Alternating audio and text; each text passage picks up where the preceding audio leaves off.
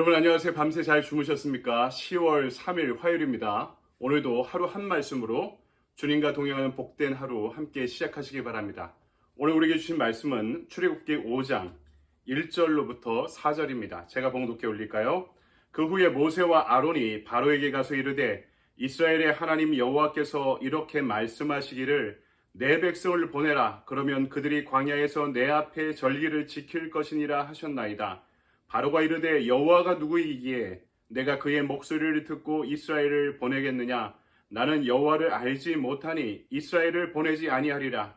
그들이 이르되 히브리인의 하나님이 우리에게 나타나셨은즉 우리가 광야로 사흘 길쯤 가서 우리 하나님 여호와께 제사를 드리려 하오니 가도록 허락하소서.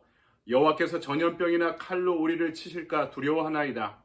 애굽왕이 그들에게 이르되 모세와 아론아 너희가 어찌하여 백성의 노역을 쉬게 하려느냐? 가서 너희의 노역이나 하라. 아멘. 주님의 말씀입니다. 주님께 감사드립니다.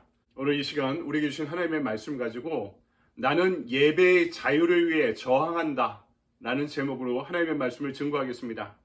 여러분, 한국 교회사를 보면 흥미로운 기록이 나타나 있는데요. 일제강점기 시대에 한국 교회가요, 출애굽기를 연구하고 묵상하고 또 설교하면서 독립에 대한 그런 열정을 꿈꾸게 되었다는 그런 기록입니다. 그래서 한때 조선 총독부에서 명령을 내렸는데요. 조선 반도에 있는 교회들이 출애굽기 본문을 가지고 설교하지 못하도록 이렇게 하는 명령을 내리기도 했었습니다.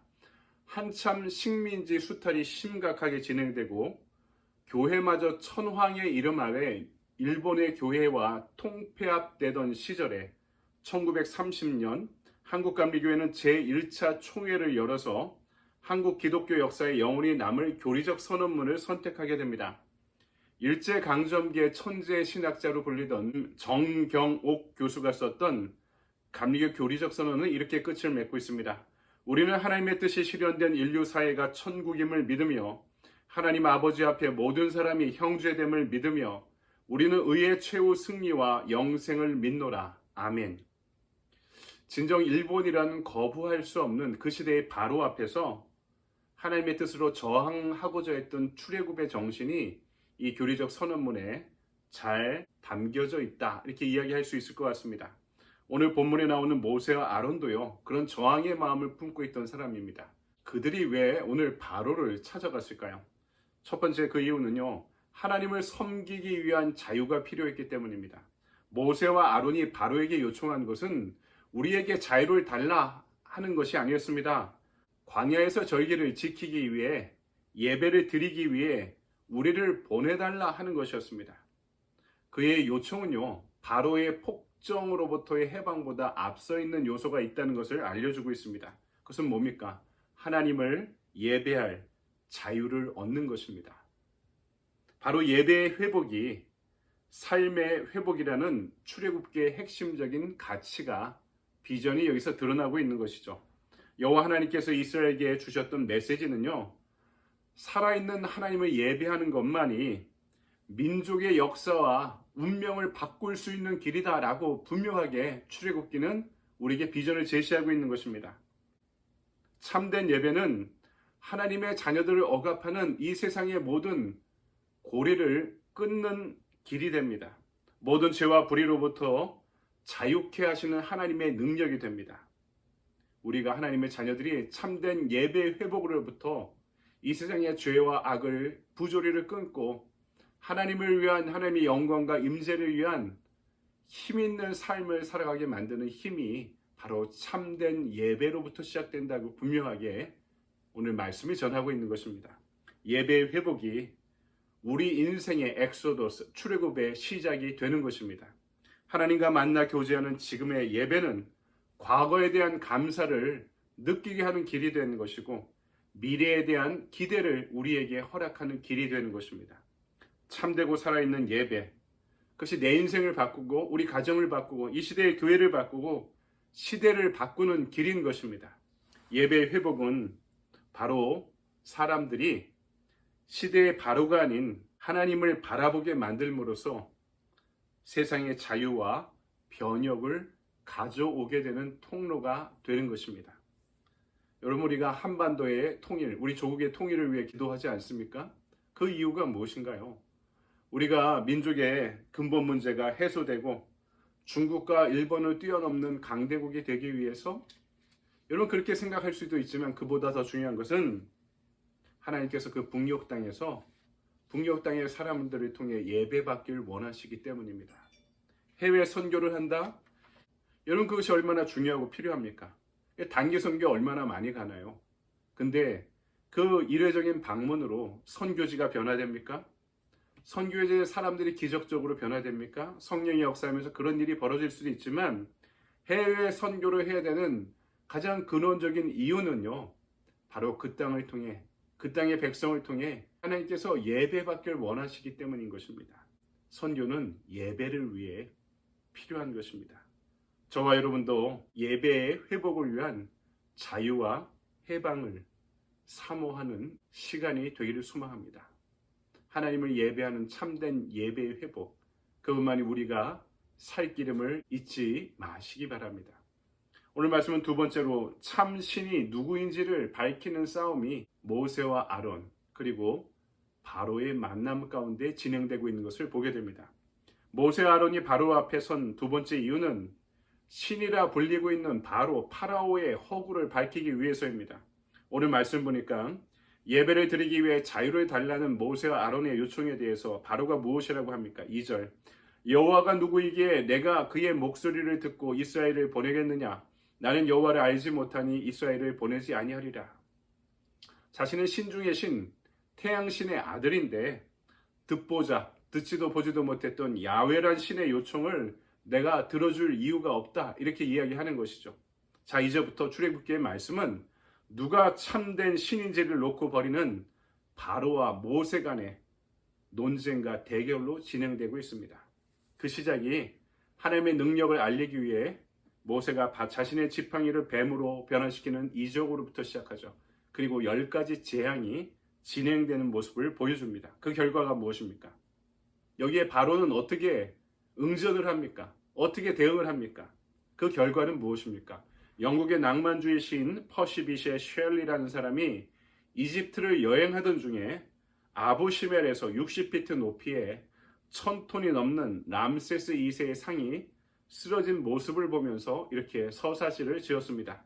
그중 일부를 제가 읽어보겠습니다. 나는 고대인들의 땅을 여행하는 한 나그네를 만났다. 그는 이렇게 전했다.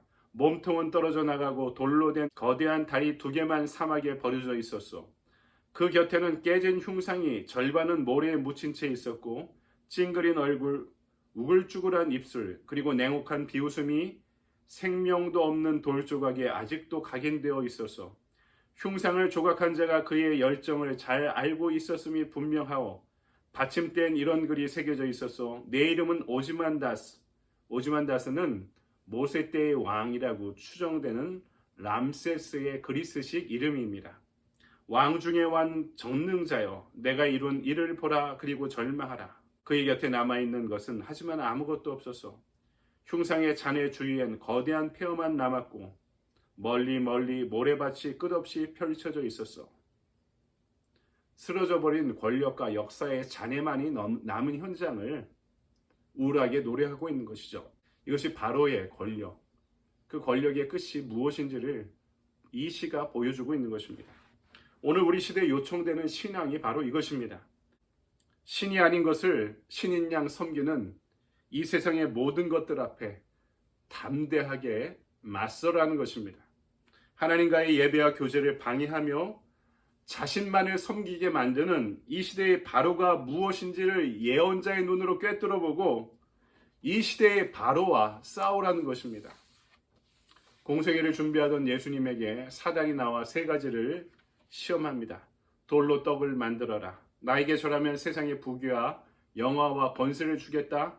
절벽에서 뛰어내려봐라. 너희 신이 보호하는가? 여러분, 이 시대의 바로도 우리를 이렇게 유혹합니다. 만몬이라 불리는 돈의 신을 섬기라고, 권력과 성공이라는 세상의 유혹 앞에 복종하라고, 하나님을 떠난 안정과 평화가 가능하다고. 여러분은 어떻게 반응하시겠습니까? 그것이 하나님의 축복이라 여기면서 미혹에서 벗어나지 못할 것입니까? 아니면 이 시대의 모든 바로 앞에 당당히 서며 모세와 같은 담대함으로 나아갈 것입니까? 오늘 우리의 중심이, 신앙의 중심이 분명해야 됩니다. 세상의 주권이 하나님께만 있음을 고백하고 선언하고 선포합시다. 하나님의 영광과 임재 가득한 예배를 위해 세상의 힘으로부터 자유롭게 될 우리의 삶을 노래하고 열망합시다. 참된 예배만이, 그것을 위한 자유만이 우리를 또 이 시대를 구원할 수 있는 분명한 길임을 잊지 않고 살아가는 오늘 저와 여러분의 하루가 되기를 소망합니다. 아멘. 적용의 질문입니다. 오늘 나의 예배의 회복을 위해 필요한 요소는 무엇인가요? 예배를 방해하는 요소를 극복하기 위해 내가 해야 될 것은 무엇인가요? 참된 예배의 회복을 방해하는 내 삶의 요소는 무엇입니까?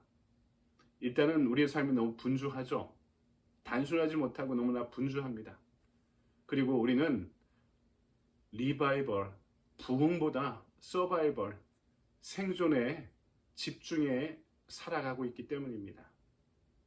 여러분, 생존에 집중하면 오히려 더 살아가기가 힘듭니다. 하나님의 우리 인생에 허락하신 소명에 집중할 때 우리는 오히려 더 잘 살게 될 줄 여러분 믿으시고 한번 도전해 보시고 경험해 보시기 바랍니다. 그래서 이 적용에 대한 오늘의 액션 플랜은 이것입니다. 오늘의 사적 예배에 성공하기, 하나님 앞에 깨어있는 하루 보내기. 너무 추상적인가요? 평소보다 내가 하나님을 생각하는 시간을 늘려보시기 바랍니다. 우리 주일의 공적 예배뿐만 아니라 일상의 사적 예배, 오늘 하루 한 말씀을 붙잡고 묵상하며 하루를 살아갈 때 이 말씀 붙잡고 곰삭이고 읊조리고 또 생각하고 적용하려고 노력하고 큐티도 해보고 함께 기도하고 그러면서 하루를 보내고 또 정리하는, 그렇게 하나님 앞에 깨어있는 참된 예배의 회복을 위해 나아가는 저와 여러분의 좋은 하루 되기를 소망합니다. 감사합니다.